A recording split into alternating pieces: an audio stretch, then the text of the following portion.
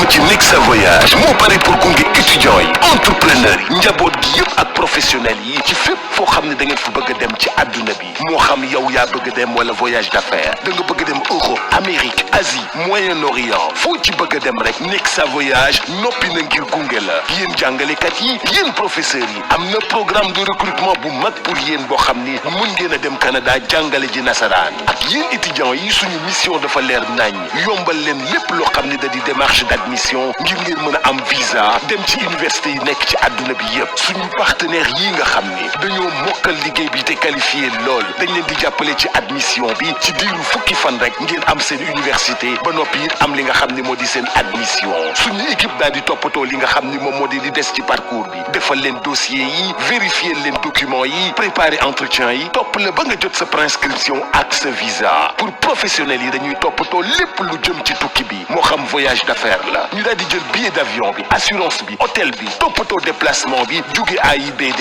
jëm aéroport yamuñu foofu loo soxla ci location de voiture bu am confort ñu yombalal la ko gunge la ba nga yore oto bu mucc ayib Nexa Voyage ñi ngi nekk cité Kër Gorgui mën nga ñu woo ci 00221 78 957 11 11 wala 00221 78 958 11 11 wala 00221 78 586 80 80 Nexa Voyage seen tukki bii di ñëw fii lay tàmbalee.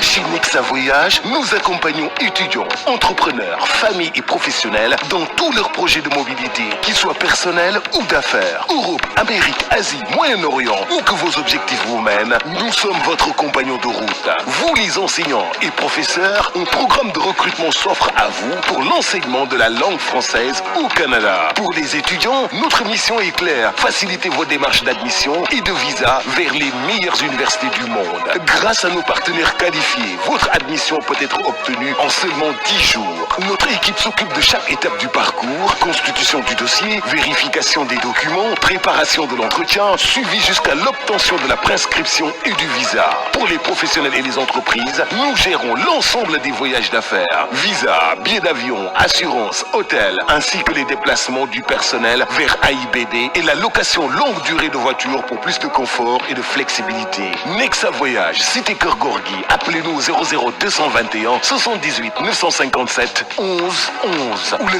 00221 78 958 11 11 ou le 78 586 80 80. Nexa Voyage, votre prochain voyage commence ici. Et ravi de nous retrouver, amis fidèles internautes, vous qui avez pris le soin de nous suivre partout à travers le monde sur la chaîne TDS TV et VIP People TV partout à travers le monde. Ravi de nous retrouver aujourd'hui comme nous koy faral di defee saa su ne ñu dajeek daanaan boo xamante ni dañu fas yéene waxtaan ak moom lépp loo xamante ni moo soxal suñu Sénégal jëmale ko ci jamono ji nga xamante ni actualité politique bi moo dominé li nga xamante ni tey ji mooy situation bi ñuy dund ci Sénégal moo tax tey ji dem seeti kenn ki nga xamante ni kenn dootu ko présenté mën nañu ne acteur politique la ndaxte suñu ne responsable bokk ci Alliance pour la République fële ca diwaanu Mbour ba noppi mu daal di nekk fii ci diaspora bi kooku la ñu fas yéene waxtaanal tey ji su suñu émission lépp loo xamante ni moo soxal Sénégal du kenn nag ku dul ki nga xamante ni mooy Amadou Bella Diallo Amadou ñu ngi lay nuyu di la dalal ak jàmm ci VIP People TV ak TDS TV. waaw maa ngi leen di fay Tange Demba aussi maa ngi leen di delloo nuyu voilà di rafetlu rek jotaay bi donc di kontaan ci invitation bi nga xam ne def ngeen ma ko ci seen ñaari télé yi en même temps. jërëjëf yaakaar naa ni suñu invité noonu la duggee ci émission bi ngay acteur politique tey nga doon nit koo xamante ni tey jii da nga bokk ci Alliance pour la République kan ku ne Alliance pour la République maanaam mooy parti bi nga xamante ni l'ancien président de la République Macky Sall moo ko jiite tey ngeen nekk ci opposition bi Pastef ñëw remplace leen au pouvoir ban lecture nga am ginnaaw bi ngeen perdre pouvoir bi ak tey ñi nga xamante ni tey jii ñoo nekk ci bopp réew. non xam nga dans toute situation changement dafa am importance. donc te sénégalais yi demoon nañ ba xaw a doyal ci régime bi nga xam ne moo fi nekkoon lépp juddoo ci li nga xam ne ay rago la ak li nga xam ne dañ ko colporté dara nekku ci li nga xam ne dañ ko tënkoon ci dëgg donc mooy li wax rek langage populiste donc xawoon dab sénégalais yi ba finalement ñu ne woon ñoom daal benn objectif la ñu amoon il fallait que le régime en place jóge fi donc bu fekkoon ne dañu imposer woon donc toogatoon heure bi xëy na peut-être que Sénégal beneen Sénégal la ñu wax du Sénégal bi nga xam ne mu ngi koy dund tey ji jafe na mais mënoon na gën a jafe. D'accord ci biir loolu bi ngeen nekkee ci nguur gi de 2012 ba 2024 ñoom ñi leen wutu tey muy régime Pastef dafa am loo xamante ni dañ ko jaayoon Sénégalais yi jëmale ko ci yéen jëmale ko ci li nga xamante ni tey jii moo soxal enjeu démocratique lépp lu jëm ci wàllu injustice ak dictature ñu tegoon ko seen ndodd mais ñu gis ni que ñoom bi ñu ñëwee tey dafa mel ni enjeu démocratique yi tey la gën a menacé wu liberté d'expression bi ci Sénégal gis nga ñu nu mu mel liberté de presse bi gis nga nu mu mel gis nga les arrestations yu bëri jàpp nañu que injustice moo ko lal tey en tant que un acteur politique nga yeewoo ci diaspora bi lan gis-gis nga am ci tey jii Pastef ni mu taxawee ci kanamu Sénégal. non xam nga donc am na ki nga xam ne dafay politique mais amuloon yaakaar que ne dina falu donc looloo waroon promesse yi nga xam ne yëpp ñoo ngi ko doon def parce que Pastef mën naa ne ba fin février ku leen waxoon que ne dañuy toog ci nguur bi donc dañ koy weddi duñ ko gëm mais li nga xam ne mbiru yàlla moo ko tuddoon donc il fallait que à la kulli xaal mu am te donc dooleeku na ci indi apaisement au niveau du pays mooy que ne li ñu waxoon yëpp ak promesses yi ñu doon def dañ doon def des promesses en l'air comme ni ñu ko mën a tuddee parce que du lenn li nga xam ne dañ ko ci gëmoon voilà mais ki nga xam ne da nga nekk am un langage populiste di nga def tout pour yàq donc sa adversaire donc pour que nit ñi bañati ko gëm pour que nit ñi bañ a am confiance ci moom pour que nit ñi weddi ko mais ñoom ci seen bopp donc ils étaient pas prêts ni mentalement ni physiquement ni psychologiquement mais mbiru yàlla la dañ koy nangu ñaanal leen donc seen mandat bi ñu jeexal ko ci jàmm Sénégal bañ ci gën a loru que loru bi nga xam ne loru na ko ba fi ñu toll nii mais kenn umpalewul donc promesse yi nga xam ne yëpp def nañ ko fi donc promesse yi nga xam ne ñoo ci jiitu parce que dañ doon ne Macky Sall da doon porter agenda góor jigéen donc Macky Sall da doon porter agenda góor jigéen ba loolu donc impliqué woon imam yëpp donc taxoon na ba imam yëpp dañ doon dem les vendredis da nga doon dem di julli juma da nga am kersa sax parce que donc minbar yëpp la ñu jëloon soppi ko def ko des tribunes politiques parce que imam yi ci boppam ñoom ñoo doon nekk di casse le fait que donc avec homosexualité ñoom ñu waxoon ne bu ñu ñëwee am nañ ci taxawaay bu leer mais gis nañ seen premier jour weddi nañ seen bopp donc ak le fait que président de la République noonu dafay donc dootu bokkati ci conseil supérieur de la magistrature ba fi ñu toll nii presque bientôt 2 ans kenn déggul que ne démissionné na ci foofu donc ak yeneen promesses yi nga xam ne defoon nañ ko la cherté de la vie yi nga xam ne donc bu ñu ñëwee lépp dina yomb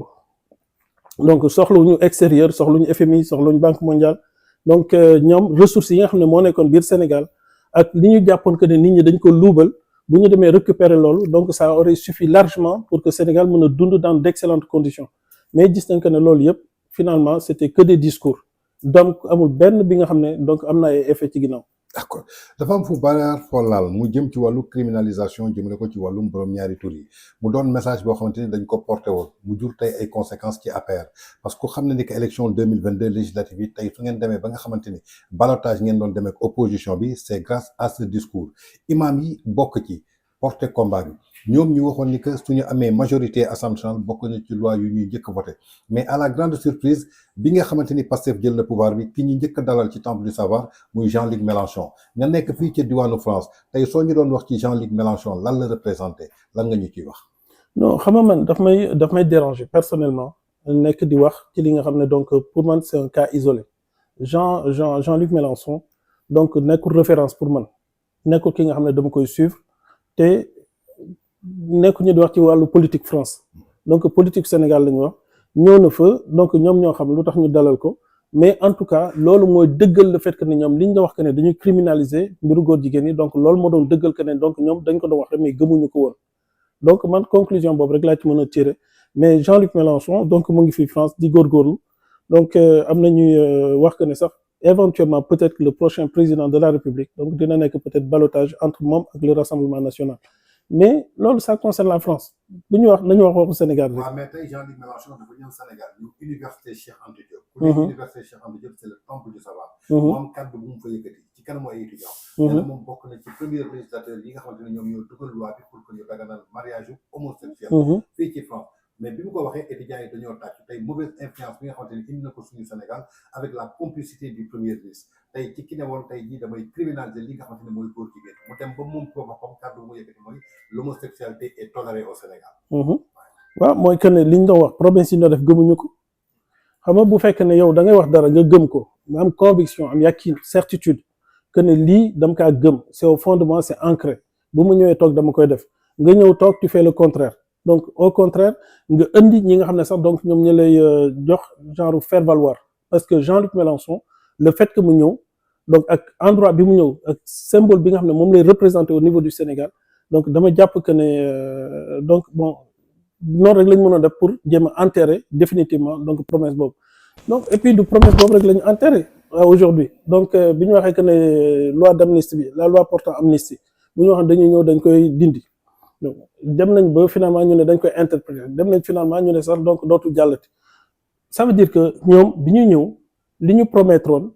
xam nañ que ne amuñu capacité amuñu compétence amuñu volonté amuñu yéene donc pour réaliser ko. D'accord. donc lépp li nga xam ne waxoon nañ ko loo ci mënti teg dina la wutal lay pour bañ ko def. D'accord ñu gis ni que Sénégal dafa confronté wu ak benn problème boo xamante ni justice moo ko laal ñu yàgg créer li nga xamante ne mooy injustice l'indépendance de la justice wax nga ko léegi ci sa biir wax ci seen promesse bokkoon na ci président day génn ci conseil supérieur de la magistrature. ñu gis ni que tey ba léegi président génn ci alors que justice bi tey jii nu muy doxee biir Sénégal gis nañu ko loxo politique dafa nekk ci biir ndaxte dañu gis un premier ministre bu taxaw publiquement ne moom su joxee ndigal ministre de la justice dafay autosaisir procureur jàppal ko neex wala bàyyi ko neex actuellement on a vu beaucoup d'arrestations. Le cas de Farba Ngom on peut en citer le cas de Tahirou Sarr le cas de Khadim Ba ak ñeneen tey ban lecture nga ñu ci defal en tant que nit boo xamante ni da ngay yeewoo ci dëkk boo xamante ni état de droit moo fa nekk Sénégal nekkoon vitrine de démocratie à travers le monde. mais meilleure réponse bi ñu mën a joxe du weesu réponse bi nga xam ne ambassadeur bu France te mu basé au Sénégal moom la def donc ministre de la justice donc jàngalaat ko delloo ko donc ci li nga xam ne les standards nan la àdduna di doxe nan la dëkk di doxe nan la état di doxe donc justice tant que mu ngi dem am ay implication donc ak état donc loolu dara du fa sotti ñoom liñ doon wax preuve supplémentaire que ne gëmuñu ko woon donc bu ñu wax que ne donc indépendance de la justice gëmuñu ko woon parce que bu doon loolu arrestation ñu def nii yëpp duñ ko def te man yàgg naa wax que ne souvent ñun dañu nekk un pays parmi 195 pays dans le monde te duñu xool suñu nawle lan la ñu def am na ay dëkk yu ñu gënoon ndóol dañ ci génn lan moo leen ci génne prenons le cas de la Chine tey jii Chine ñu ngi lam-laame mooy première puissance mondiale wala États-Unis mooy première puissance mondiale donc mais Chine bu ñu xool en 1980 seen situation Gambie bii nga xam ne moo nekk biir Sénégal tanewuñ ko woon mais lu tax am un premier ministre visionnaire donc bi mu ñëwee qu'est-ce qu'il a fait mooy le premier ministre Zhao bi mu ñëwee donc il a convoqué tous les milliardaires yi nga xam ne ñoo nekkoon instant boobu Chine quand il les a convoqués il les a demandé de venir mu wax leen indépendamment ku ci nekk je peux tous vous enfermer parce que kuñ ci laaj origine sa alal donc amul kenn ku mën a justifier nan la def ba mën a gagner ay milliards c'est impossible mu ne tey jii bu sukkandikoon ci loolu mën na leen enfermer ñoom ñëpp mais deux conséquences lay am benn dina gën a nërmeel seen économie ñaar il va donner un mauvais signal à l'extérieur parce que ñi nekk à l'extérieur am yéen investir dans un pays lan lañu xool dañu xool que déjà le pays comment il traite ses fils ñi nga xam ne ñoo fa nekk nga war leen jàppale ñu nekk des champions des mastodontes bu fekkee ne yow yaa jël di leen détruire donc man ma jógee beneen dëkk war a ñëw investir sa dëkk je vais me reposer la question je vais dire que man bu ma demee man sama retour sur investissement est-ce que am na assurance est-ce que am na garantie donc loolu di ñu woon que ne donc boo amee premier ministre bi nga xam ne am na conscience mu ngi réfléchir dal poser donc automatiquement dëkk bi mën na ci génn parce que le président son rôle c'est pas de rester gérer les affaires du pays mais celui qui est chargé de gérer les affaires du pays c'est le premier ministre donc bu fekkee ne premier ministre bi dal na automatiquement dëkk bi mën na dox mais bu premier ministre bi donc bon nekkee yor un esprit revanchard donc bon diw def na ma damay def diw wax na damay tontu ainsi de suite donc jusqu'à quand nekk nga ci opposition donc am benn comportement tu arrives au pouvoir tu continues à avoir le même comportement donc ba kañ ba fan tey jii qu'est-ce qu'on voit Sénégal amul benn côté boo mën a làmbe Sénégal donc te fekk doo fa daj ay coono donc bu ñu xoolee ci wàllu économie les compagnies nationales ñoom ñëpp mënoon nañu dem tey toutes les compagnies nationales dañu fekk ne lépp di dox tout roule Sénégal donc bi ñu créé compagnie bi 2017 2024 il y avait déjà 9 appareils tey jii ñaata appareil la ñu am ñaata appareil moo ci des 4 ont été saisis par la société Carlyle bi nga xam ne moom moo leen loué woon avion yi donc 2 sont bloqués ici en France donc parce que BPI France moom moo joxe woon garantie am donc pour que ñu mën leen lebal avion yi donc ça veut dire que sur les 9 appareils il reste plus que 3 te 3 yi nekkuñu ci état bu convenable donc mooy rejoindre un peu ce que tout le monde dit da ngay voyager ak Air Sénégal mais tu n'as pas la tranquillité d'esprit ñu bëri ñun am nañ suñuy mbokk ñi nga xam ne dañu dem récemment dem 1 semaine 2 semaines 3 semaines seen bagage egsiwul donc lan la ñuy def donc am nañu ay occasion dem gis yeneen compagnie aérienne jéem a wax pour seet nu ñu yekkale donc je me comporte comme une agence de voyage damay jël ay billets donc je prends vos réservations mais damay xool benn compagnie bi nga xam ne mën na ma jox donc un lot de place ma dem ma jaay ko passager yooyu. Sous-traitance. Voilà, exactement. Donc c'est ce que actuellement la compagnie Air Sénégal est en train de faire. Et c'est déplorable parce que la compagnie Air Sénégal était très bien partie. Macky Sall donc avait une excellente vision. Donc quand il a dit que j'allais faire du Sénégal un hub aérien, donc loolu yéene mënu ko woon gën a rëy dans ce domaine. Voilà, parce que pour am un hub aérien, il fallait quoi? Il fallait un aéroport international digne de ce nom. Il fallait avoir une compagnie nationale. Il fallait avoir des aéroports dans les différentes régions. Donc, il fallait avoir donc un centre de formation pour former les pilotes et les mécaniciens. Et il fallait avoir un centre de maintenance. Donc, Macky Sall def na ko. Tout existe. Tey jii bu compagnie Air Sénégal normalo. Donc, qu'est-ce qui va rester? Donc, ça veut dire que idée même bu hub aérien boobu nga xam ne donc bon c'était benn élément bi nga xam ne dañu doon naw ci loolu donc va disparaître. te AIBD n'est pas mieux loti que Air Sénégal ñu xam ko parce que c'est simplement AIBD ne vole pas amul ay avions yuy voler mais AIBD est dans une très sale situation. AIBD donc moom ak tous ces bailleurs ils ont des problèmes. Il y a beaucoup de procès qui vont sortir dans les semaines dans les mois à venir te loolu yëpp lan moo ko waral ay bor yu ñu fayu. Mais kan moo responsable? Non. xam nga boo yoree état continuité la. ouais boo yoree société yéen a commencé AIBD yéen a jëloon bor yi. yéen waa APR yéen ñi nekkoon au pouvoir. d'accord tey su ngeen bàyyee ay bor ci seen ginnaaw. te bàyyiwu leen tey jii li nga xamante ni ñu ngi koy wax barki démb muy li nga xamante ni da ngeen ko nëbb institution financière yi muy la dette cachée. est-ce que tey amu leen ci part de responsabilité. très bien xam nga man du ma wax sax état continuité la parce que là on parle donc spécifiquement d'une société. Ouais. mais AIBD qui dépend de l'État. waaw xam nga c'est une société nationale. xam nga du ma généraliser je vais rester juste sur le cas de AIBD. AIBD donc moom mën nga ko comparer ak fii ak non pas SNCF. Air France. non pas Air France. Orly ou Charles de Gaulle. waaw donc AIBD moom lan mooy ay recettes am. ay recettes am mooy que ne avion bu atterrir. Sénégal amul recette. amul recette quand l'avion atterrit au Sénégal amul benn recette mais quand l'avion décolle am na ay recettes donc ça veut dire que sur chaque passager donc billet d'avion yi leen di jël taxes yi ñu ciy dagg donc c'est pour les aéroports. Ouais. C'est pour les aéroports donc ñi nga xam ne dañu voyager en classe économique donc ils payent 50 €. Ouais. ñi nga xam ne dañuy voyager en classe en business donc ñoom c'est 80 € par passager donc ça veut dire que chaque avion qui décolle du Sénégal donc am na benn manne financière bi nga xam ne dañ ko teg foofu mais aéroport bi il a été construit. Donc lan moo ko tabax ay bor parce que Sénégal n'avait pas la capacité ni les moyens de construire il a fallu faire appel à des sociétés étrangères ñi nga xam ne ñoom ñoo ñëw def construction mais comme il y avait pas les moyens il a fallu s'endetter donc comme ils se sont endettés donc à un moment donné il faut payer parce que une entreprise comment fonctionne une entreprise man j'ai besoin par exemple je suis caméraman j'ai besoin de travailler mais il me faut un studio. Mais dans le studio, donc j'ai besoin de trépied, j'ai besoin de caméra, j'ai besoin de batterie, j'ai besoin de micro, j'ai besoin d'un certain nombre de choses. Ouais. Mais tey jii bu fekkee ne man dama ko jël ma leb ko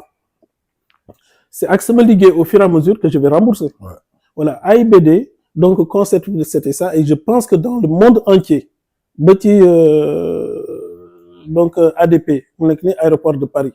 c'est à peu près le même fonctionnement mais jafe-jafe yi ngay dégg ci. AIBD bu Sénégal déggoo ko ci ADP pourquoi te pourtant c'est le même fonctionnement c'est les mêmes recettes amul leneen li nga xam ne daf ci rax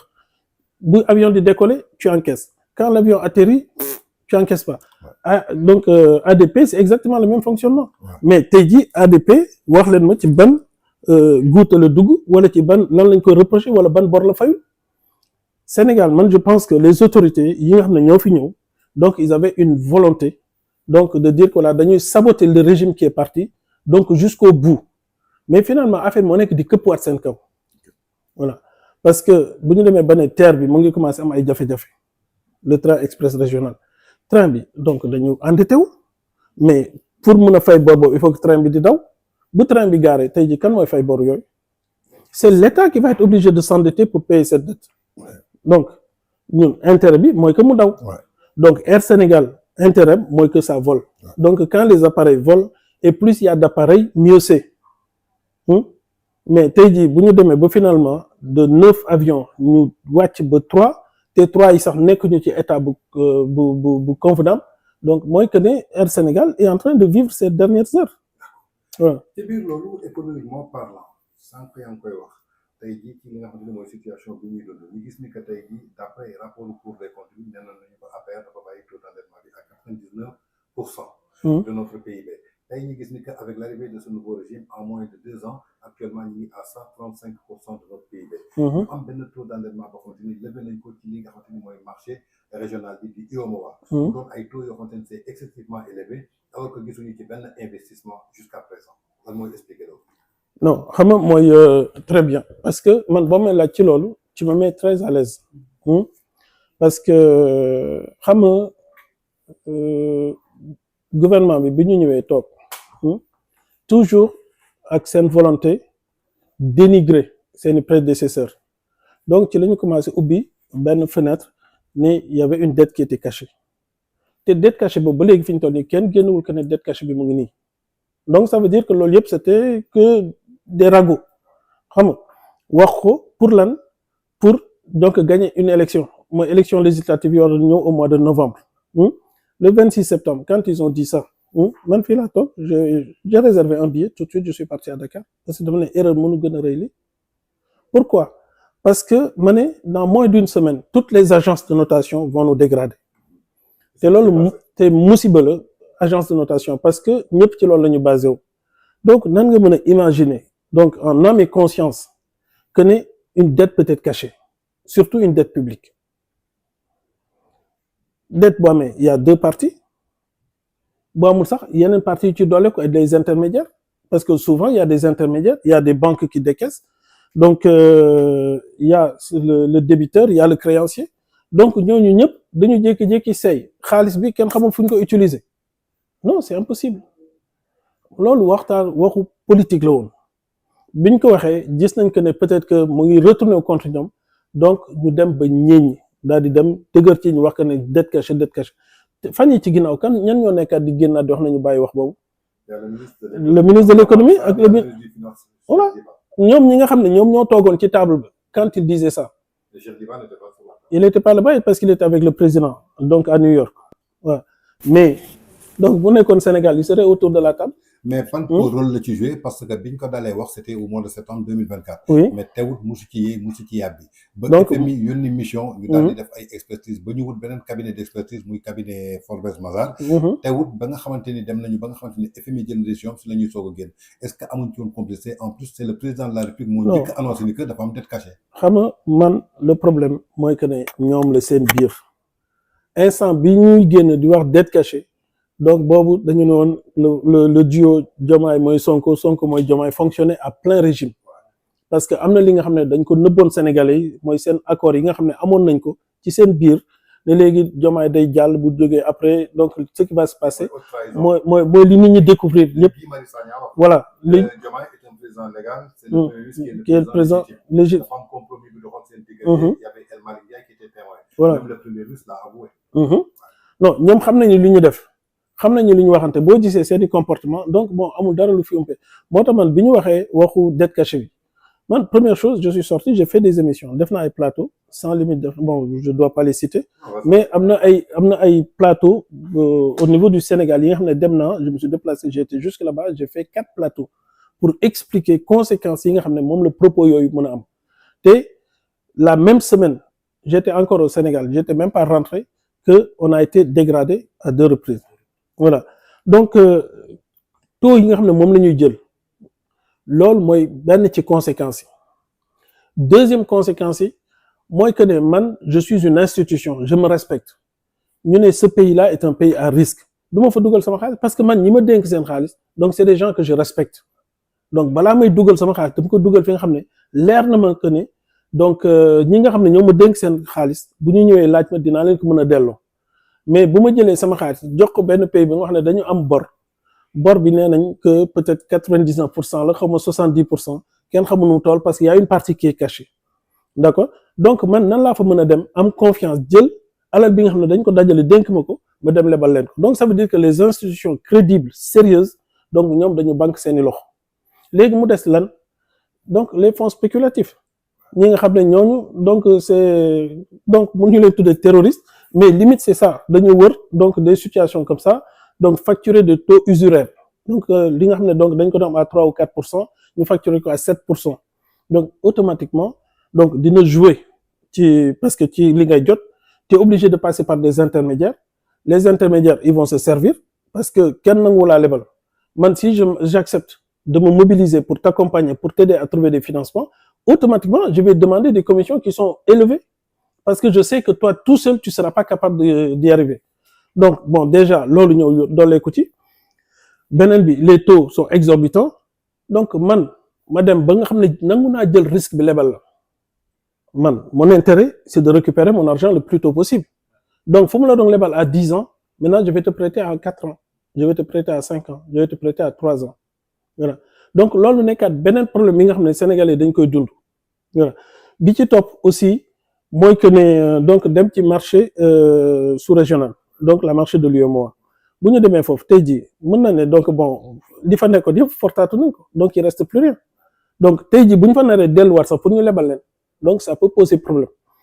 intermédiaires yi doon gunge ba ñu mën a amoon les eurobonds yi leen doon def bu ñu leen doon jàppale mooy banque Chase JP Morgan Chase bi mu leen doon jàppale ba ñu am ay eurobonds gis nañ que ne les eurobonds se sont dégradés se sont cassés la figure donc ça veut dire que ñi nga xam ne investiroon nañ ci seen xaalis ci bor boobu aujourd'hui s'ils devaient récupérer leur argent ils vont récupérer beaucoup moins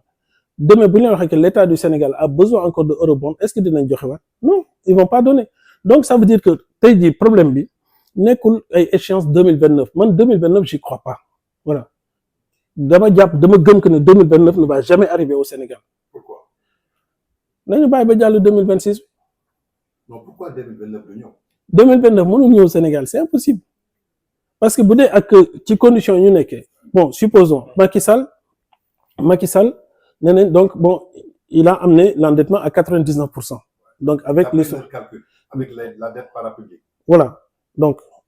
le monde entier donc fonctionne exactement de la même manière quand une entreprise même bu fekkee dafa am garantie état va s'endetter donc xanaa kay doo jël bor yi rek bàyyi recettes yi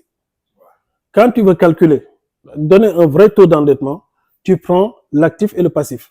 voilà ñoom bu ñu jëlee passif bi rek ba pare bàyyi actif bi c'est ça qui amène les 99% mais ñoom yemuñu ci lool les 99% ils sont passés à combien à 135% en l'espace de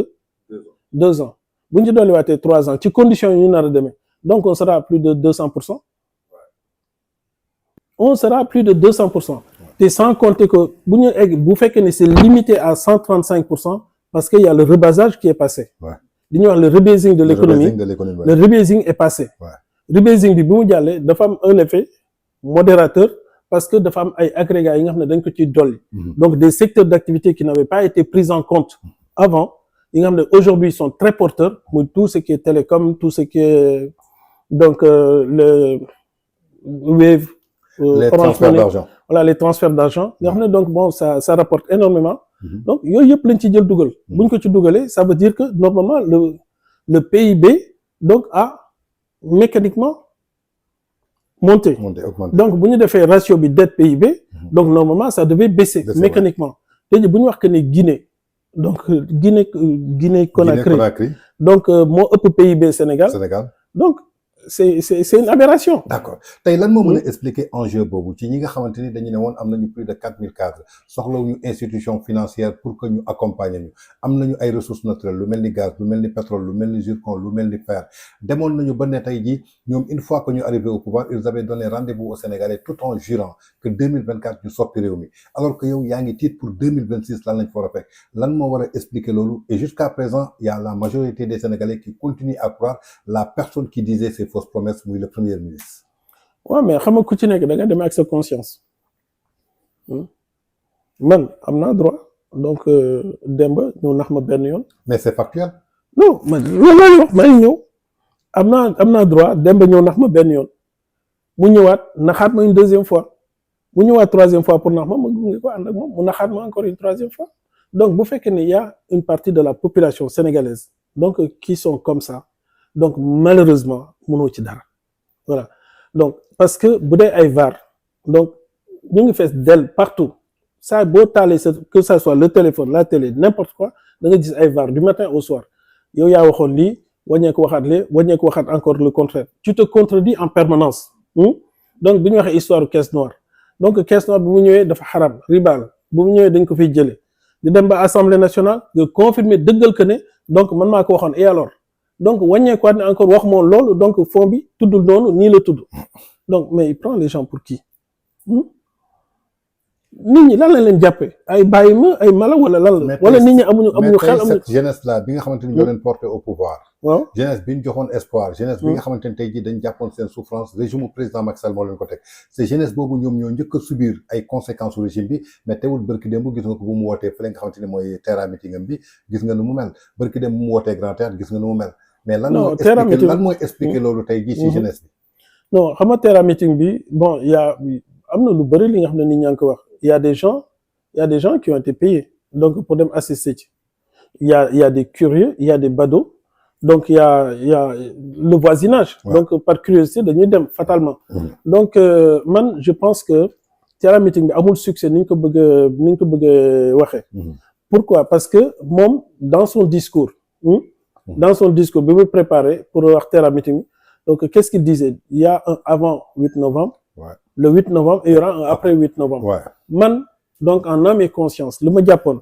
que ne mooy que ne li ñu doon digoon Macky Sall ne ko dañuy dem marcher vers le palais déloger ko génn ko ci bit wi daggate ko comme Samuel Doe donc je pense que le 8 novembre c'est ce qu'ils avaient prévu de faire pour qui Diomaye waaw mais malheureusement je pense que donc ay renseignements daf leen jiitu dafa li nga xam ne dafa jiitu bi ñu demee ba am conscience ci loolu te aussi mbooloo bi ñu doon xaar mbooloo bi egsiwul pourquoi parce que opposition bi bu ñu xoolee déroulement des faits et li ma wax c'est très factuel opposition bi dañuy def ñaxtu ñoom tamit voilà ñaxtu boobu mais les renseignements étaient sur la table du président de la République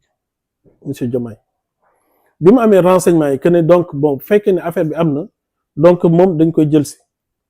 qu'est-ce qui s'est passé non lan la ñu def jël nañu opposition bi ñu leen donc maintenez votre manifestation mais bu leen ko jaar foofu mais l'objectif était d'interdire la manifestation opposition bi dañ ko doon interdire carrément mais amuñu courage interdire manifestation donc qu'est-ce qu'ils ont dit donc da ngeen koy toxal du ngeen déparé fii fee ngeen di déparé mais sachant que dina créer des organisations ci seen biir donc à partir de ce moment-là donc ñoom ils vont préférer renoncer par ñoom que de le faire mais instant boobu bu fekkoon ne ñoom opposition bi dañu d'accord ok y a pas de problème donc vous voulez qu'on change d'itinéraire dont acte on va changer d'itinéraire daal di dem fële def li ñu wax même loolu doon nañ ko interdire parce que dañu ne ils avaient pas suffisamment d'éléments de sécurité pour assurer la sécurité des deux manifestations mais alors que ñële seen objectif c'était quoi il y avait des gens qui étaient spécialement préparés donc pour infiltrer donc mouvement opposition bi et puis tout allait partir de là et puis comme ça ñëpp tasaro donc appelé Dakar allait s'embraser donc c'est ce qui était prévu mais malheureusement donc demul ñoom ni ñu ko xalaatoon c'est pourquoi après terra meeting bi lan nga ci dégg Pastef bu ñu defoon lu gën a tuuti dañu génn du jubilé voilà mais kan moo ci jubilé terra meeting bi dañu def nañ ko c'est resté donc finalement donc un événement isolé donc de temps en temps comme occasion mel ni la ñu wax terra meeting mais terra meeting bi kenn waxatu bu fekkee ne dafa amoon que après terra meeting bi dafa am lu mu jur une crise institutionnelle entre le président et son premier ministre parce que saa si dafa jëlaat congé toog boudé ginnaaw loolu mu recevoir bureau politique Pastef c'est le même jour boobu le reprendra entre-temps il y avait des informations yoo xamante ni Madiambal Diagne un journaliste actuellement qui est en exil en France véhiculé woon ko à travers le général Birame Diop mu imposer li nga xamante ni dafa concerner suñu sécurité ak intégrité territoriale ci liaison entre le premier ministre et les mouvements des forces démocratiques de la Casamance mu mel ni que le président de la République dafa am rôle boo xamante ni daf ko ci comprendre ba tey jii mu soulever crise institutionnelle ban lecture nga ñu ciy defal. non xam nga crise bi am c'est diggante le duo au sommet de l'État du li nga xam ne lu bees la donc crise bi moo gën a fës. voilà mais de toute façon xam nga donc bon c'est li nga xam ne c'est rampant donc mais dafa mel ni comme genre escalade commencé nañu ndànk suutura waxtaanu biir néeg gis nañ que ne xajatul ci biir néeg bi dañu génn waxtaane ko ci ëtt bi gis nañ que ne xajatul ci biir ëtt bi léegi dañu génn waxtaane ko ci biti ci mbedd bi donc je pense que ni foofu la ñu toll ak ñoom mais c'est pas quelque chose bi nga xam ne terrain meeting bi moo ko indi terrain meeting bi dafa nekk un élément juste bi nga xam ne bon peut-être que moo fësal donc une partie des choses mais man li ma ci gën a jàpp que ne frustration yi ñu am ci leen programmé wul te finalement sottiwul donc je pense que dañ ci fondé woon beaucoup d'espoir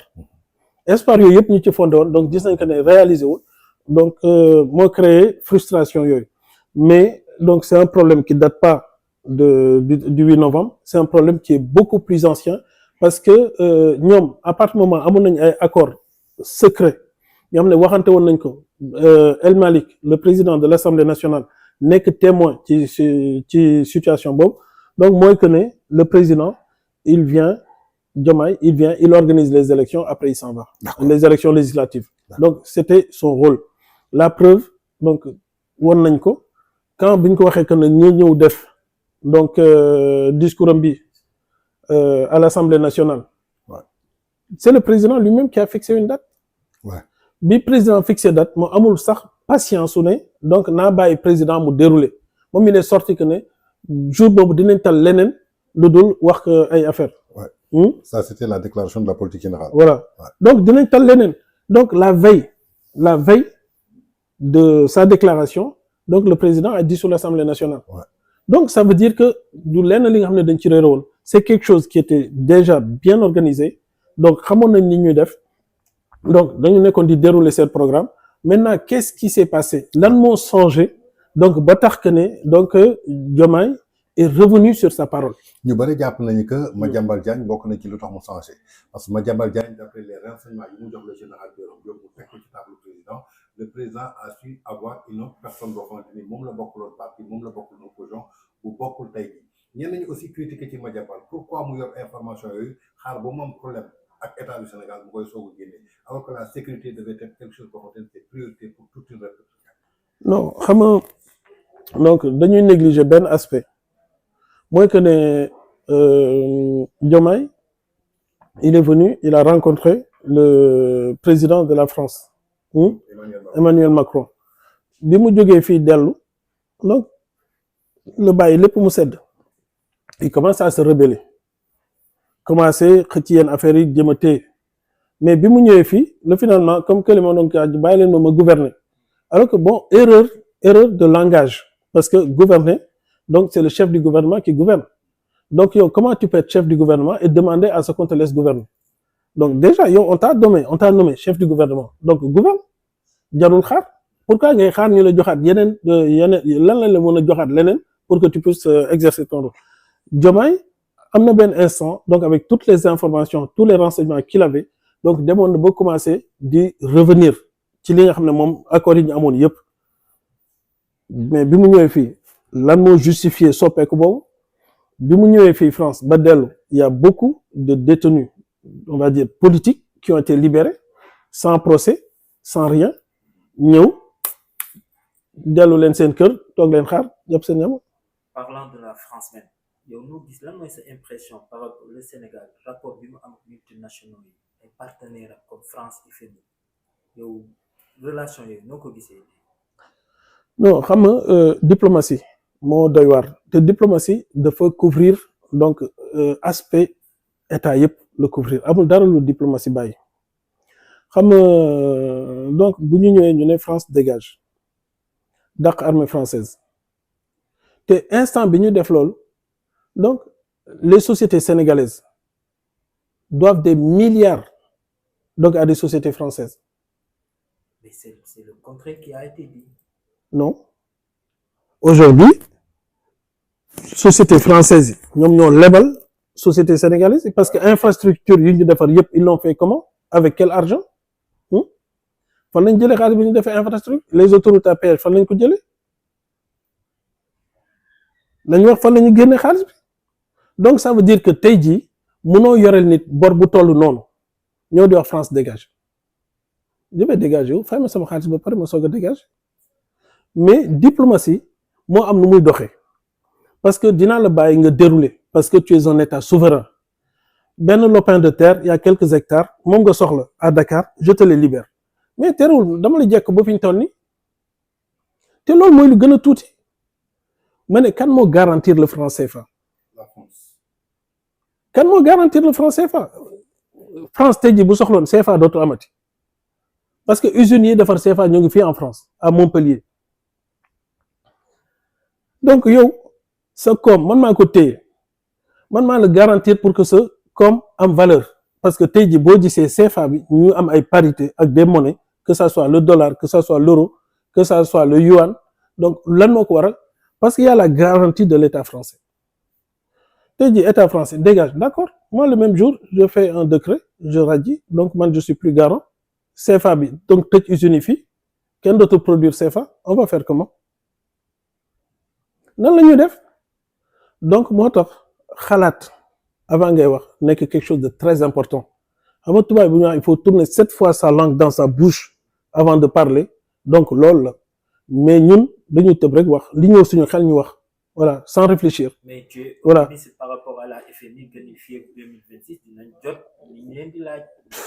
non yaakaar FMI dinañ ñëw ay mission dinañ waxtaan ak ñoom dinañ masla parce que c'est un état comme un autre et puis c'est un état membre des accords de Bretton Woods donc duñu ñëw annihiler loolu yëpp ne donc parce que Sénégal daf leen a waxul dëgg ils vont pas le faire parce que xam nañ ne régime bi fi nekk dafay jàll rek mais FMI va demeurer donc te FMI va continuer à travailler avec le Sénégal donc tey jii lan mooy waral que tey jii ñu ne donc bon léegi on coupe tout donc amul contact amul dialogue indi leen ñu les justificatifs sans justificatif on vous parle plus non du demee noonu waxtaan bi ñu def yëpp depuis bi ñu commencé di daw ça fait combien de temps septembre 2024 on est décembre 2025 plus d'1 an donc alors que décaissement bi était imminent c'était pour le 4e trimestre 2024 ñu waroon décaisser 1,8 milliard de dollars ce qui faisait plus de 1000 milliards de francs CFA ñu lebal la ko ci ay conditions yu avantageuses léegi il est où le problème pourquoi décaisser wuñ ko ba léegi waaw moom lañ leen la est-ce que non parce que ñoom ils ont compris que ñi fi nekk ils sont irresponsables ñi fi nekk ils sont irresponsables donc tey jii man je l'ai dit FMI ak moyen de contrôle yi ñu am ci COP yi nga xam ne ñoom la ñuy gérer te encore FMI donc dafay joxe lu ñuy wax un faire valoir le faire valoir mooy lan mooy que ne un état qui va aller s'endetter FMI avion dafay compter bu FMI waxee ne bu ñu la lebal kenn du la lebal adduna bi yëpp kenn du la lebal bu FMI waxee que ne c'est un bon élément donc mën ngeen ko lebal dañ koy lebal donc ça veut dire que avis FMI dafa compter de partout léegi tey jii yow nga ñëw nga indi FMI nga saaga leen ouvertement parce que boo nee dette cachée am na rek automatiquement donc FMI donc ils ont pas été compétents. Oui, ils ont été complices. Voilà donc non ils ont pas été compétents. Ou bien il y a la complicité parce qu'ils ont un représentant en Afrique un représentant à Dakar. Partout. Ouais. Voilà xaalis bi nga xam ne du dugg Afrique de l'Ouest du dafa jaar BCEAO y a un représentant de la BCEAO foofu bi nga xam ne moom léegi loolu yëpp am FMI il va se dire ok tout va bien donc ñëw leen on va s'asseoir et puis je vais commencer le décaissement non donc depuis bi ñu waxee que ne c'est imminent ba fi ñu toll nii yóbbu nañu ba mois de juin 2026 ba mois de juin il y aura pas de décaissement. léegi avant mois de juin il y aura des missions qui vont venir dinañ waxaat ba boobaa ñu reporter ko jusqu'en décembre 2026 il y aura rien. En attendant ci point boobu noonu nee nga dañ koy reporter ba juin 2026 léegi avec le vote de budget yi nga xam ne commencé nañ ko def Assemblée nationale on avait dit que aussi danañu démarrer li ñu tuddee le plan de redressement structurel bon est-ce que yow di nga inscrire ci même ligne bi nga xam ne tey déglu nañ experts économistes mondiaux yëpp nga xam ne tey maanaam xam nañ koom-koom nee nañ Sénégal ci guddi yu lëndëm lañu jëm fii juin 2026. ma ne ñaata plan depuis ñu wax coalition Diomaye président ñaata plan déjà le projet c'était un plan kooku suul nañ ko yàgg na voilà donc seen horizon 2050 ñëpp xam nañ que c'était du ChatGPT voilà benn nit fay nañ ko 2 milliards dem ChatGPT il a écrit un truc benn fascicule 50 pages jeex na ñoo joxe encaissé 2 milliards def ci poche am dem yoon donc ana plan boobu enterré nañ seen programme de campagne pour ñu ñëw nekk président Diomaye ana campagne seen programme de campagne anamu lan lañ ci doxal plan de redressement bi aussi ça va venir juste comme tous les plans qui sont déjà passés donc dafay jàll balaa mu yàgg ñu créé waat beneen plan en attendant donc am na ku leen poser Assemblée nationale donc benn question bu pertinente parce que dafa ne donc yéen da ngeen wax dette cachée d'accord yéen a ngi def seen budget 2026 mais ana paaru dette cachée bi ci biir donc yéen ñi ko wax donc wan leen ñu donc maintenant on est en train de débattre parce que premier budget 2024 il y avait pas de débat dañu toog def lu leen neex le premier ministre a écrit une simple lettre qu'il a adressée à l'Assemblée nationale au président de l'Assemblée nationale pour lui dire que je prends mes responsabilités il n'y aura pas de vote du budget je gère 2025 ñu ñëw pour le budget 2026 léegi dem nañ Assemblée nationale ñoo ngi nekk di def le marathon budgétaire mais li nga wax yëpp na feeñ ci budget bi li nga wax yëpp wane ko na feeñ mais bu fekkee ne yow da ngay wax rek donc bon wax nga pare nga ci donc jàll ci leneen ba occasion wax ñëwaat nga waxaat beneen affaire ainsi de suite il y a pas de plan de redressement xam nga li fi am c'est de la poudre aux yeux c'est tout donc dinañ def pour occuper les gens donc occuper les gens mooy lan mooy que ne damay wax vous réfléchissez pendant ce temps-là ça va occuper l'opinion nit ñi dinañ wax TikTok dina génn ñeneen ak geneen fu nekk dinañ fa dem page Facebook yeeg yëpp pendant ce temps-là on oublie l'essentiel et pendant ce temps-là le temps il passe voilà donc c'est tout ce qu'ils font pourquoi le Terra Meeting ban période lañ ko def c'est quand Macky Sall a envoyé ses avocats au Sénégal bi Macky Sall a envoyé ses avocats au Sénégal en lui disant dama bëgg a seetal sama der ñooñu dem am kilo wax que ne il y a pas de dette cachée mais il y a des rapports cachés voilà lan la ñu def donc tout de suite ñu génn waxu Terra Meeting léegi maintenant on a oublié li avocats yi defoon ak seen pour parler yeeg lépp lu ñu fa doon jot wax ak seen conférence de presse lépp tout a été oublié pendant 3 semaines Terra Meeting donc c'est ce qu'ils vont faire jusqu'en 2029 moo tax ma ne donc ça va être très compliqué ñu egg 2029 d'accord voilà ñi ñëw tey gis ni que le procès Mame Mbaye Niang ak leaderu parti Pastef bi nga xamante ni moo jur invalidité lii di candidature am en 2024 malgré le rabat d'arrêt bi nga xamante ne ay avocats introduire na ko ñu daal di koy rejeter définitivement ku nekk xam na ni que article 93 bu code pénal alinéa 3 bi dafa ne tout rabat rejeté définitivement maanaam amul benn magistrat bu mën a ubbi procès bi avant-hier on a vu les avocats du leader du Pastef taxaw ne carrément dañuy réviser waat li nga xamante ni mooy procès bi ban lecture nga am ci sortie avocat yi. non man loolu aussi gëm naa ba fi ñu toll nii xam nga ce sera juste donc comme li fi jaar rek de mauvais feuilleton donc ce sera que du vent voilà nañ ko wax pour occuper l'opinion en attendant mu masquer les divergences yi nga xam ne moo ngi nekk seen diggante parce que tey jii fi ñu toll entre le président et son premier ministre donc un coup juboo nañ un coup jubóowuñ tey xuloo nañ ginnaaw suba jàppantewaat nañ ainsi de suite ku nekk dina jël position. Maintenant, par rapport à ça, nous avons décision de justice quand elle est définitive. Donc, à part des faits nouveaux, avec un nouveau procès, mais procès bon, c'est fini. Mais tey ay avocats dañu taxaw ne carrément saisir nañ le ministre de la justice Yacine Fall annoncé woon na ko Assemblée nationale est-ce que tey mënul am benn répercussion jëmale ko ci yi ñu war procès. Mais Yacine Fall amul benn emprise ci justice bu Sénégal ñoom ñoo condamné définitivement le premier ministre. Donc tey jii la justice sénégalaise va pas se déjuger donc au profit de Yacine Fall même bu fekkee ne moom mooy ministre de la justice. Mais parmi ces avocats dafa am kenn ko xamante ne tey moo occupé ministre de l'intérieur muy Bamba Cissé. mu kon ci même pôle d'avocat bi tey lan moo ciy rôle am parce que démb dafa taxawoon ne carrément sous peine bi dépassé 2 mois ce qui joue loo xamante ni lu défavorable la jëmale ko ci seen client muy leader parti Pastef et aujourd'hui dafa mel ni dafa am benn hypocrisie intellectuelle boo xamante ni moom la ñu laal. non xam nga bon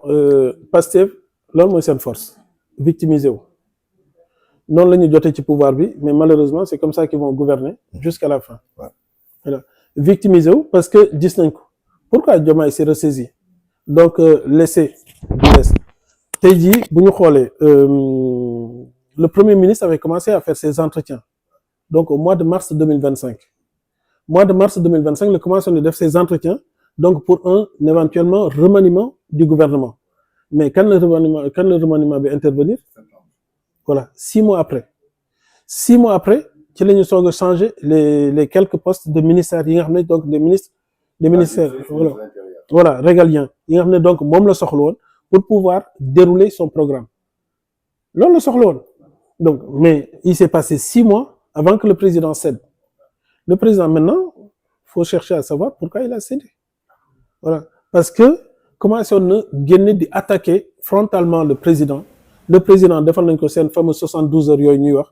donc jabaru président defal nañ ko les 72 heures donc lan la donc je fais ça je mets la pression au président donc il va finir par céder et c'est ce qui est arrivé maintenant lan moo tax président cédé. D'accord ñu ñëw ci tournée économique bi gis nañu le président annoncé benn tournée économique fële ca Casamance commencé na ko du 20 tey jii lay jeex mais ñu gis ni que kii di premier ministre nekk originaire de la Casamance gisuñu ko ci li nga xamante ni mooy tournée bi mu mel ni koo xamante ni dafa boycotter le président de la République en même temps gisoon nañu ay pro Pastef doon menacer le président de la République tey yow en tant qu'un acteur politique ban lecture nga ñuy defal ci tournée économique bi nga xamante ni moom démb le premier ministre da ko doon ñaawlu ci régime Macky Sall tey nag daf ko saluer bi ko Diomaye def parce que nee na yéex na ko def un président doit être à proximité de sa population. Non man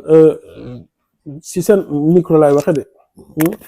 mais dans pas longtemps le premier ministre va organiser une tournée donc dans le sud du Sénégal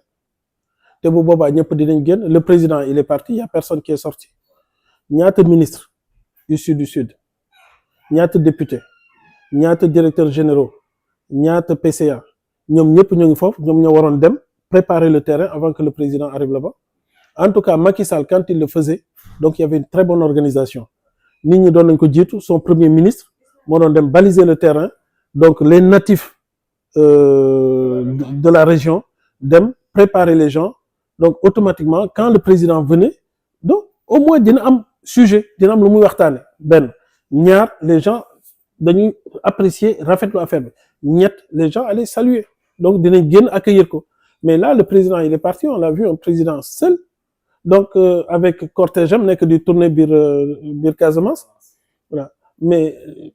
loolu je pense que c'est toujours dafa dugg encore ci guerre bi nga xam ne moo nekk seen diggante ñoom ñaar donc dinaa la woon que ne boo demee sud moom loo fa dara man maa ko moom donc c'est ce qui va se passer donc c'est pourquoi moi je pense que dans pas longtemps le premier ministre va faire une tournée donc en Casamance te bu boobaa nag les gens vont sortir massivement. gis nañ récemment que ni yéen aussi yéen a ngi mobiliser seen troupe mais est-ce que Macky Sall mi ngi préparé pour dem aux prochaines élections wala pour ñibbiwaat Sénégal. non man Macky Sall bon mu ñëwaat Sénégal très sincèrement donc bon xalaatuma que Macky Sall ñëwaat foofu di briguer donc un mandat de président nañ ko ñaanal yàlla nommé ko. mun di ruumandaat ci suuf que yéen da ngeen nekk en phase avec Diomaye président donc yéen loolu dëgg la wala ay waxi kase la. xam nga du lépp la ñu mën a justifier xam nga am na donc ay waxtaan yi nga xam ne donc ay rumeur bu fekkee ne rumeur bu am nga jóg ne da nga ciy wax donc finalement c'est toi qui vas être fatigué. parce que dañoo gis ay éléments wu APR au niveau du nord du Sénégal ñoom ñu ngi rallié aussi Diomaye président. waaw mais loolu ñoom seen yëfu bopp la xam nga man tey jii man maa jël en âme et conscience adhéré ci APR maa toog sama xel jàpp que ne peut-être que li ma bëgg a def ci politique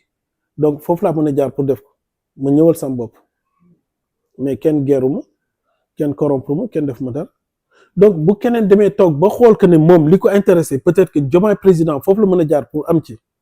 donc loolu aussi beneen affaire la ñoom ci seen bopp waxoon nañ que ne képp ki nga xam ne donc transhumant la ñoom ils en veulent pas. mais gis nañu ñoom seen malgré wax nañ ko mais normalement man quand je dis quelque chose je ne veux pas donc benn du ma ko dem wëri te ñaar bu ñëwee ci man ma dàq ko mais ñoom defuñu lool donc ku ñëw ñu accueillir les bras ouverts. mais vous la période vous ne comptez pas travailler avec Diomaye président vous ne comptez pas. non xam nga man APR ne se limite pas à moi. mais à travers APR ma ne APR donc moo ngi nekk di restructurer wu encore parce que le secrétariat exécutif national a été déjà mis en place période bi ñu nekk di wax nii donc ñoo ngi commencé di créer donc de mettre en place le secrétariat exécutif des départements au niveau des départements donc bu ñu jógee ci foofu dina commencer yaatu dem ci diaspora yi ainsi de suite donc après il y aura donc petit à petit ba fii ak 2029 dinañ xam à peu près donc ban position la APR mën a am mais tey jii APR même Macky Sall il peut pas dire que ne tey jii APR lii mooy doon position en 2029. ci restructuration APR boobu nga wax gis nañu récemment yéen a ngi installé cellule départementale yi Macky Sall mi ngi restructuré waat ñu bëri jàpp nañu que Macky Sall lenn mooy objectif am muy secrétaire général ONU en 2026 mais tey dafa bëgg indiwaat APR mu doon benn 109 jël jeunes yi jiital leen parce qu'on a vu la nomination de Hamidou Anne on a vu Pape Malick Ndour ñu gis ñaari jeunes aussi ñëw rejoindre leen ku mel ni le capitaine Dièye ku mel ni aussi tey le major Kandji est-ce que tey Macky Sall du nekk le faiseur de roi en 2029. Non, Macky Sall, quoi qu'il en soit, c'est un patriote. Parce que liñ ko yekk yëpp bu fekkoon ne dafa nekkoon kenn ki am il a animé d'un esprit revanchard je pense que mënoon na yàq lu bëri ci Sénégal mais gis nañ malgré que accusé nañ ko de dette cachée bi délégation bi demee seeti FMI donc à New York gis nañ Macky Sall di créer ay link pour faciliter leen seen intégration foofu. donc lu tax mu def ko parce que dafa jàpp que ne moom doomu sénégalais la te Macky Sall porte le Sénégal dans son cœur voilà lu ñu mënti wax lu ñu ko mënti jiiñ c'est un patriote voilà. ñu ñëw tuuti si question d'actualité gis nga li xew si sous-région bi Mali Guinée-Bissau taxawaay bi ci Sénégal noo ko jàngalee. non xam nga ñoom ñu wax ne AES. ñetti dëkk fi ñu toll nii dañu bëgg a généraliser parce que dañu soxla ñi nga xam ne ñoo leen ñëw jàppale leen ci seen combat mais je pense que dinañ ci wéet ci combat boobu parce que ñi nga xam ne am nañu xel ñoo ngi xool ñu ngi gis que ne dëkk yooyu du benn bu ci dox Mali aujourd'hui bu ñu xool situation Mali ni mu mel ak ni mu meloon avant on voit que donc ça s'est complètement dégradé. bu ñu demee ba ne capitale bi ci boppam y a des zones yi nga xam ne amatul électricité bu ñu demee ba ne djihadistes yi ils ont traversé Mali yëpp ba ñëw ci frontière u Sénégal donc ça veut dire que amatul sécurité bi war léegi kan mooy gis lu mel noonu ba pare di leen ñee amul donc à côté Guinée Conakry c'est la même situation mais pourtant ñoom bi ñuy def seen affaire ils ont pas renoncé à tout dañu jàpp que ne dañu war a ànd ak ñi ñu war a àndal moo tax seen dëkk mu ngi dox Mali Niger Burkina lan moo fa dox lan moo dox dans ces trois pays. mais ndax ragaloo lii leen dal ñoom ragaloo mu dal Sénégal. xam nañ ne junj voilà merci sànq dama ne 2029 du am. loolu moo taxoon ngay wax 2029. dama ne rek 2029 du am te jàpp naa que sax élection municipale 2027 du am comme ça ma gën la ko yombal du benn renseignement analyse non benn renseignement analyse politique xam nga dara bu la dalee yow personnellement tu es impliqué tu es concerné xam nga ni nga koy jàngate bokk la ki nga xam ne dafa nekk en retrait ñi nekk fii ci diaspora bi ñoom ñoo war a nekk la locomotive donc pour génne Sénégal ci situation bi ñu nekk mais ñoom ci seen bopp ñoom la ñu njëkk a manipuler donc yóbbu leen pour ñu adhérer donc à la cause de Pastef parce que tey jii bu Pastef ñëwee au pouvoir mën na ne donc diaspora bi joué na ci donc un rôle déterminant voilà te pourtant fii ñan ñoo fi nekk des intellectuels de hauts cadres voilà doo ma ne ñooñu amuñu ay faculté wala ay capacité d'analyse xam situation bi la noo xew mais malheureusement aujourd'hui def nañ li ñu def ba pare xam que ne duggal nañ Sénégal ci nguuta léegi nag ñu jéem a xool comment faire pour sortir le Sénégal de cette situation voilà donc mooy indi prise de conscience ndànk-ndànk bi nga xam ne dafay ñëw mais man dama jàpp que ne ba léegi dafa yéex. tey lan moo ci seen rôle yéen acteurs politiques yi plus particulièrement yi nekk ci diaspora bi parce que gis nañu parti politique yëpp ya ngi fii ñenn ñi ngi fédéré wu ci li nga xamante ni mooy benn organisation bu ñu tuddee ARTU ñeneen ñi bootu ci wàllu FRDS loolu yëpp tey yéen ban taxawaay ngeen ci am pour jouer ci seen rôle pour que Sénégal ñu delluwaat ko ci loxo yu mu nekkoon muy Sénégal boo xamante ni bu juste le Sénégal droit Sénégal boo xamante ni dañ ko respecté woon à travers le monde entier. non loolu yëpp c'est de bonnes initiatives esprit bu noble la mais donc situation bi donc a été dévouée de son sens parce que tey jii bu ñu waxee artu dañu def rek agrégation de tous les partis politiques ku ci nekk yow qu'est-ce que tu fais? Tu vends ton leader. Donc ça veut dire que man nañ ma jox benn plateforme bi nga xam ne mën naa dem convaincre les autres partis politiques donc pour ñu ñëw adhérer ci sama parti man. Donc man je pense que ne à peu près c'est ce qu'on est en train de vivre avec Artu. FRDS c'est encore autre chose. Voilà, parce que ñoom ils disent pas il y a pas de politique. Voilà, mais ils se comportent comme des activistes. Donc am na problème, on se lève, on va donc génn manifester après ñëw toog xaar. Prochaine occasion donc après génnaat ainsi de suite. Moi je pense que bu fekkee ne nar nañu def dara dëggantaan jaay et que ça soit sincère donc il faut commencer à retravailler le Sénégalais. Le Sénégalais ci boppam la ñu war a liggéeyaat. Pourquoi? Parce que le Sénégalais donc a un ego très démesuré. Donc surtout les politiques. Parce que chaque politicien jàpp na que ne moom moo fi gën a rafet moo fi ëpp doole moo fi ëpp xel ëpp alal ëpp xam-xam ainsi de suite. Donc ba tax na que ne demain boo waxee kenn demal kii jiitu donc parce que am nañ yaakaar ci kii bu jiitoo moo gën non il va pas le faire. D'accord suñu jógee foofu dañuy ñëw ci yow Amadou Bella Diallo nga nekk acteur politique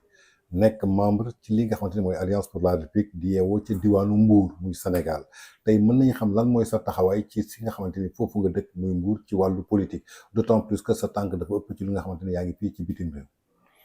Non man politique bi ma ci dugg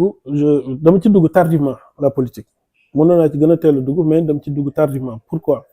Parce que man ce qui m'animait c'était de faire du social jàppale ngir yàlla donc moom ma gënoon animé mais damaa gis que ne beaucoup d'actions yi nga xam ne dama ko doon def action yu bari ma ko doon def dañ ko doon détourner de leur objectif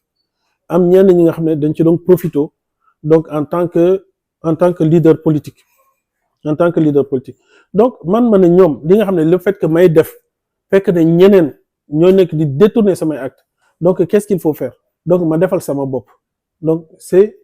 donc la principale raison pour laquelle ma engagé wu en politique te bi ma duggee ci politique ba léegi il y a beaucoup de dérives yi nga xam ne man dama koy gis ñu di ko dund donc damay taxaw carrément combattre ko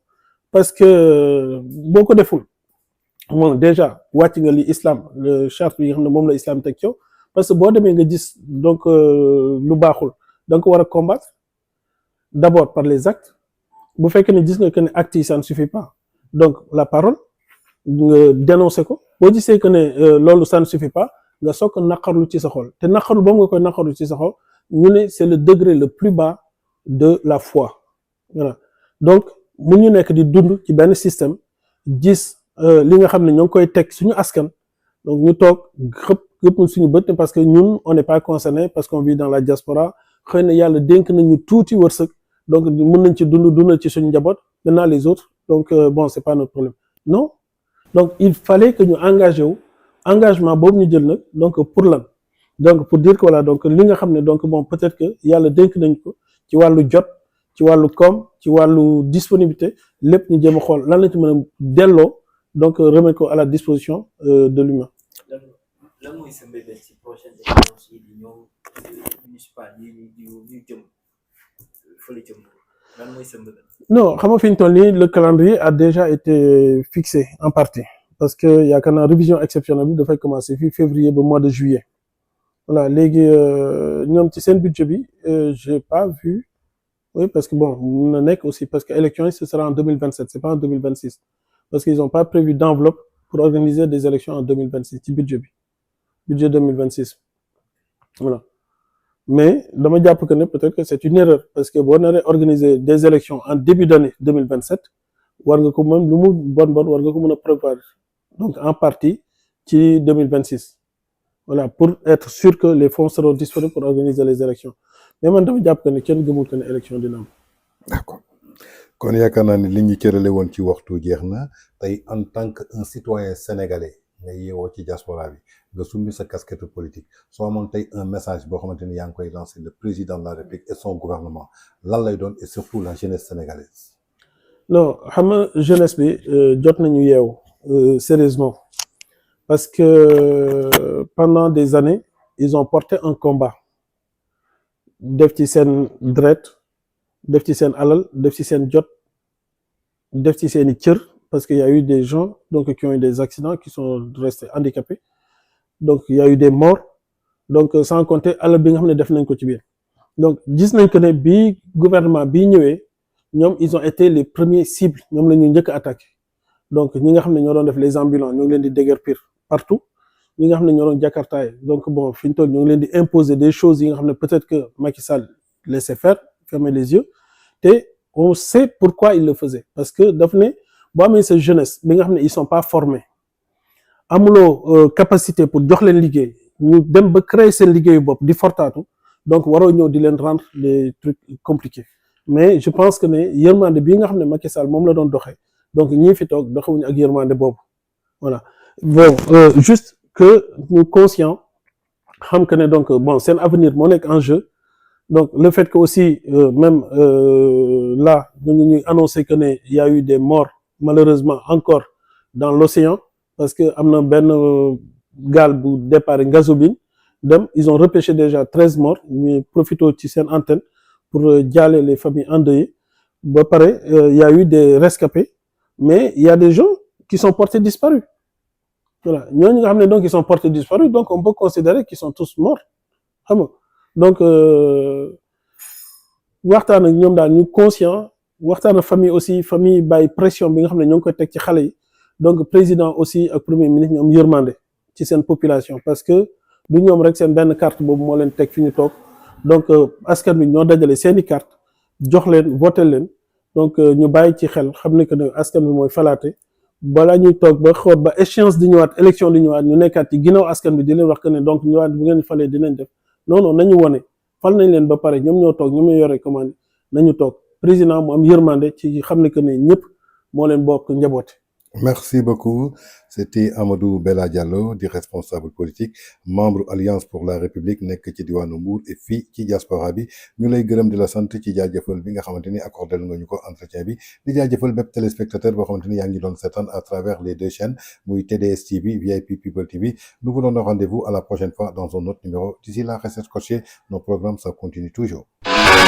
dal leen jàmm ci Nexa Voyage moo pare pour gunge étudiants yi entrepreneurs yi njaboot gi yëpp ak professionnels yi ci fépp foo xam ne da ngeen fa bëgg a dem ci àdduna bi moo xam yow yaa bëgg a dem wala voyage d'affaires da nga bëgg a dem Europe Amérique Asie Moyen-Orient foo ci bëgg a dem rek Nexa Voyage noppi na ngir gunge la yéen jàngalekat yi yéen professeurs yi am na programme de recrutement bu mag pour yéen boo xam ni mën ngeen a dem Canada jàngale ji nasaraan ak yéen étudiants yi suñu mission dafa leer nañ yombal leen lépp loo xam ne da di démarche d'admission ngir ngeen mën a am visa dem ci université yi nekk ci àdduna bi yëpp suñu partenaires yi nga xam ni dañoo mokkal liggéey bi te qualifié lool dañ leen di jàppale ci admission bi ci diiru fukki fan rek ngeen am seen université ba noppi it am li nga xam ni moo di seen admission suñu équipe daal di toppatoo li nga xam ni moom moo di des ci parcours bi defal leen dossier yi vérifier leen documents yi préparer entretien yi topp la ba nga jot sa préinscription ak sa visa pour professionnels yi dañuy toppatoo lépp lu jëm ci tukki bi moo xam voyage d'affaires la ñu daal di jël billet d'avion bi assurance bi hôtel bi toppatoo déplacement bi jóge AIBD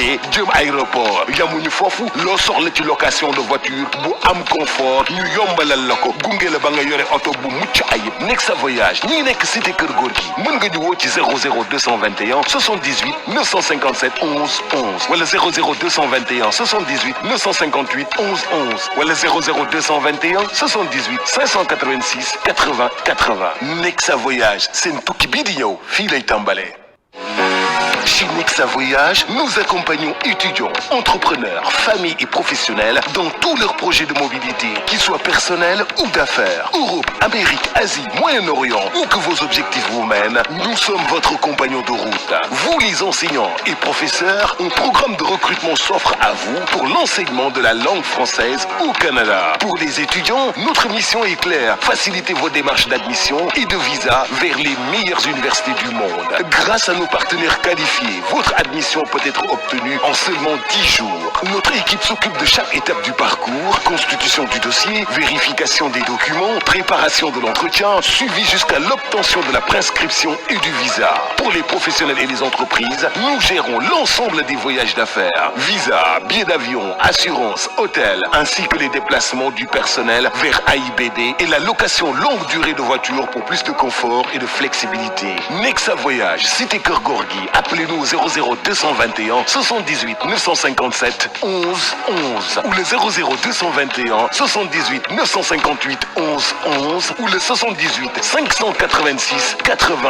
80. Nexa Voyage, votre prochain voyage commence ici.